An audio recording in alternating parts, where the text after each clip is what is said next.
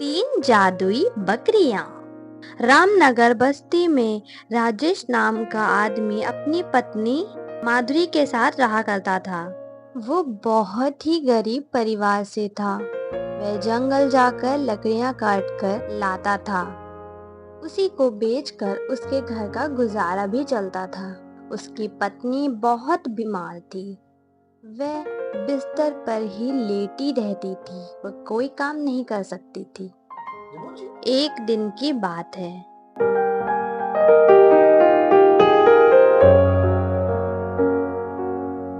सुनो माधुरी, मैं जंगल की ओर जा रहा हूँ लकड़ियाँ लाने। तुम खाना खा लेना और दवाइयाँ भी ले लेना, ठीक है? ठीक है जी, मैं दवाई ले लूंगी। राजेश जंगल में जाके लकड़ियां काट ही रहा होता है। तभी वह देखता है। अरे ये क्या है? ये छोटा सा बकरी का बच्चा गड्ढे में गिर गया है और उसकी माँ आसपास घूम रही है। अगर मैं उसको निकालने के चक्कर में समय लगा दूंगा तो लकड़ियाँ नहीं काट पाऊंगा। हे भगवान, मुझे तो कुछ समझ ही नहीं आ रहा मैं क्या करूं। अब मुझसे देखा नहीं जा रहा है उसको चिल्लाना। अब मैं क्या करूं? चलो चल के निकाल ही देता हूं। अब मुझसे बकरी का चिल्लाना देखा नहीं जा रहा है। मुझे मदद करनी ही पड़ेगी। आज तो बहुत थोड़ी लकड़ियां कटी हैं। पता नहीं कैसे गुजारा होगा आज का तो। क्या हुआ, आज बहुत कम लकड़ियां लेके आए आप? क्या करूं मैं माधुरी, आज जंगल में एक बकरी का बच्चा गड्ढे में गिर गया था। उसी को निकालने में समय मेरा पूरा निकल गया। इसी वजह से लकड़ियां काट ही नहीं पाया। की आवाज आती है और वे दोनों बाहर जाकर देखते हैं। लगता है ये बकरियां जंगल से मेरे पीछे पीछे आ गईं, क्योंकि इनकी मैंने मदद की थी इसलिए ये मेरे पीछे पीछे आ गईं। चलो कोई नहीं, अब आ ही गई हैं तो रख लेता हूँ। जितना होगा उतना दे देंगे खाने के लिए। हे भगवान, ये आपने क्या किया? हमारे पास तो खाने के लिए है नहीं कुछ, ऊपर से आप 3 बकरियां और ले आए। जो होगा देखा जाएगा। माधुरी, तुम चिंता क्यों करती हो? सब ऊपर वाले पे छोड़ देते हैं। जो होगा देखा जाएगा। चलो जो देखते हैं। जो कुछ बचा है खाने के लिए थोड़ा बहुत खा लेते हैं। जो थोड़ा बहुत खाने को था घर पे वे दोनों मिलकर खा लेते हैं और बचा हुआ कुछ खाना उन बकरियों और उसके बच्चे को भी दे देते हैं। अगले दिन सुबह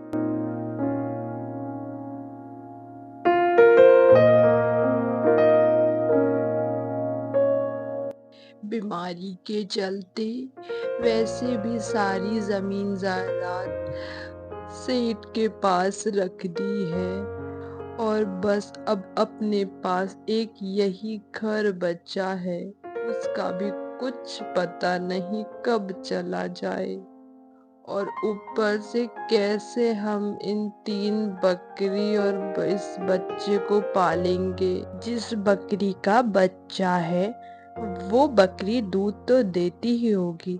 थोड़ा दूध तुम निकाल लो जिससे हमारा भी कुछ काम हो जाएगा। ठीक है माधुरी, अभी जाता हूँ दूध निकाल के लाता हूँ फिर। ये देखो माधुरी, ये दूध कितना ज्यादा पीला है। जो भी है इसी को ही गर्म कर लो। अरे सुनती हो? जल्दी देखो। अरे जल्दी आओ यहाँ पर। ये देखो क्या है। अरे ये तो सोना है, यानी कि बकरियां दूध सोने का देती हैं। हे ऊपर वाले, तुमने हमारी सुन ली। अब हमारे दुखों का निवारण हो जाएगा। अब मैं तुम्हारा इलाज करा पाऊंगा और तुम बिल्कुल ठीक हो जाओगी। हमें चल कर बकरी का धन्यवाद करना चाहिए कि उसने इतनी हमारी मदद की। और बकरी का शुक्रिया अदा करने दोनों बकरी के पास पहुंच जाते हैं। हे बकरी रानी, तुम्हारा बहुत बहुत धन्यवाद। तुम्हारे दूध से जो सोना निकला है उससे हमारी बहुत मदद होगी। तुम्हारा बहुत बहुत धन्यवाद। उतनी ही देर में दूसरी बकरी गोबर कर देती है।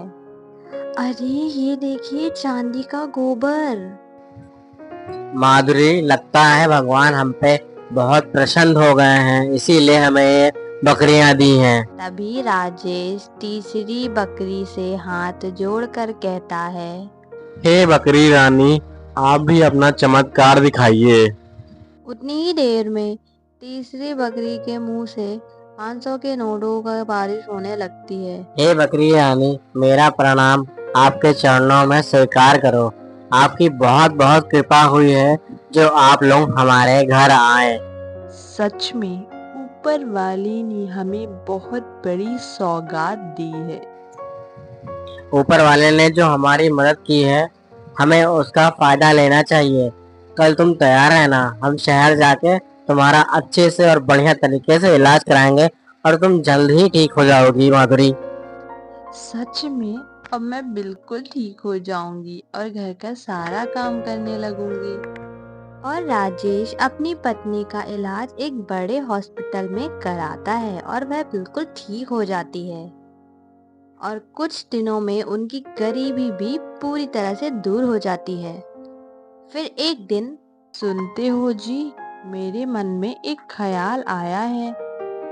जब हम गरीब थे तब हमने अपनी जमीन सेठ के पास गिरवी रखी थी। अब तो हमारे पास बहुत धन दौलत है, क्यों ना हम उसे सेठ से वापस ले लें। कह तो तुम बिल्कुल ठीक रही हो माधुरी। मैं कल ही जाकर सेठ जी से बात करता हूँ अपनी पुश्तैनी जमीन के कागजों के बारे में। अगले दिन राजेश सेठ के घर जाता है। राम राम सेठ जी, कैसे हैं आप? राम राम राजेश, आओ बैठो। आज कैसे आना हुआ? कैसी है तुम्हारी बीवी? उसकी तबीयत तो ठीक है ना? जी सेठ जी, सब ठीक है आपकी दुआ से। आपके पास जो मैंने अपनी पुश्तैनी जमीन गिरवी रखी थी और जायदाद रखी थी, उसका जो हिसाब हुआ है वो आप देख लीजिए और मेरी जमीन मुझे वापस दे दीजिए। और उसका जो भी पैसा हुआ है मैं आपको सारा वापस कर दूंगा। अरे राजेश के पास इतनी जल्दी इतना पैसा कहाँ से आ गया? अरे क्यों नहीं राजेश भाई, मैं सारा हिसाब किताब निकाल के आपको बता देता हूँ। 1-2 दिन का मुझे समय दें आप, फिर मैं आपको सारा हिसाब किताब लेके बता दूंगा। आप मेरा सारा उधार चुकता कर देना। अरे लल्लू लल्लू, कहाँ रह गया? अरे कहाँ मर गया? जल्दी जल्दी इधर आ। जी मालिक बताइए, इतना क्यों चिल्ला रहे हैं? क्या मुसीबत आन पड़ी? तू एक काम कर, राजेश के घर जा और पता लगा उसके पास इतनी जल्दी इतना पैसा कहाँ से आ गया। जी मालिक, मैं जाता हूँ, पता लगा के आपको बताता हूँ। लल्लू राजेश के घर पे जाकर छुप जाता है और वह देखता है कि बकरी चांदी का गोबर कर रही है। वो सारी बात आकर फिर सेठ को बता देता है। और अगले दिन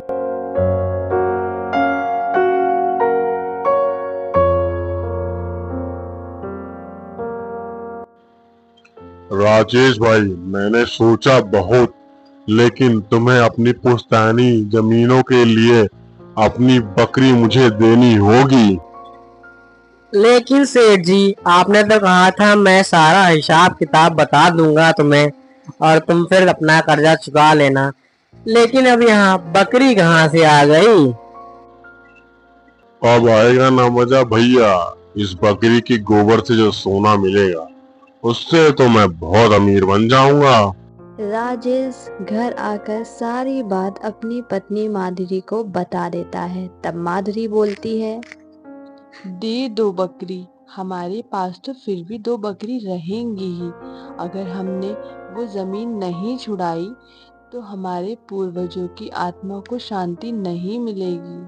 ठीक है माधुरी, जैसा तुम कहती हो वैसा मैं कर देता हूँ, मगर मन तो नहीं कह रहा है। लेकिन अब कोई चारा भी तो नहीं है अपनी पुश्तैनी जमीनों को वापस लेने में।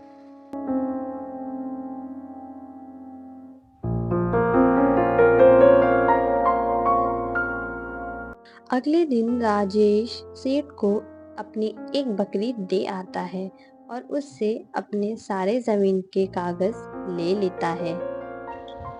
अरे इस बकरी का गोबर कहाँ है? क्या इस पूरी रात इस बकरी ने कोई गोबर नहीं किया?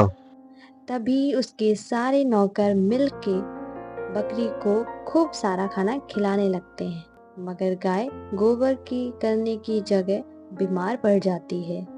अरे बेवकूफो, तुमने इस बकरी को कुछ खिलाया पिलाया था कि नहीं खिलाया पिलाया था?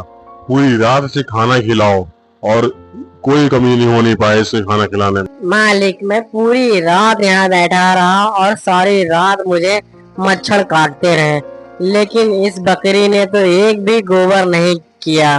लल्लू, तुमने मुझे बेवकूफ बनाया। मुझे तो पहले ही लगा था कहीं बकरी भी सोने का गोबर देती है। तुम जाके राजेश को बुला के लेके आओ। ठीक है मालिक, जाता हूँ, बुला के लेके आता हूँ राजेश को। राजेश, तुमने मुझे बेवकूफ बनाया। तुमने मुझे बीमार बकरी दे दी है। तुम जल्दी से मेरे पैसे वापस दे दो, नहीं तो मैं पंचायत बुला के तुम्हें पुलिस के हवाले कर दूंगा। अरे नहीं सेठ जी, मैंने तो आपसे पहले ही कहा था कि आप पैसे ले लीजिए, लेकिन आप ही बकरी ले आए। कोई बात नहीं, आप मुझे मेरी बकरी दे दीजिए, मैं कल तक आपके पैसे दे दूंगा। राजेश अपने साथ बकरी को अपने घर वापस ले आता है और घर वापस आते ही बकरी बिल्कुल ठीक हो जाती है। हे बकरी रानी, मुझे सेठ जी को कल सुबह बहुत सारे पैसे देने हैं, हमारी मदद करें बकरी रानी। माता, हमारी मदद करो। हमारी पुश्तैनी जमीन है जो सेठ से निकलवानी है। अगर हमने सेठ को पैसे नहीं दिया तो वो सारी जमीन हमारे हाथ से निकल जाएगी। कृपया हमारी मदद करें। हाँ बकरी रानी, हमारी मदद कीजिए, हमारी पुश्तैनी जमीन है, वह सब चली जाएगी, हमारी मदद कीजिए। इतना कहते ही पहली बकरी बहुत सारा गोबर कर देती है और दूसरी गाय अपने मुंह से 500 के नोट निकालने लगती है और तीसरी बकरी के थन से सोने का दूध निकलने लगता है। बहुत बहुत बहुत धन्यवाद आपका बकरी रानी, आप तीनों की मदद से मैं अपना सारा कर्जा चुका कर अपनी पूरी पुश्तैनी जमीन ले पाऊंगा। आपका बहुत बहुत धन्यवाद। और वो सब पैसे लेकर राजेश सेठ के घर जाकर उसे सारे पैसे लौटाकर अपनी वसीयत ले आता है। तो दोस्तों, आपको हमारी स्टोरी कैसी लगी? अगर अच्छी लगी हो तो कृपया सब्सक्राइब करें।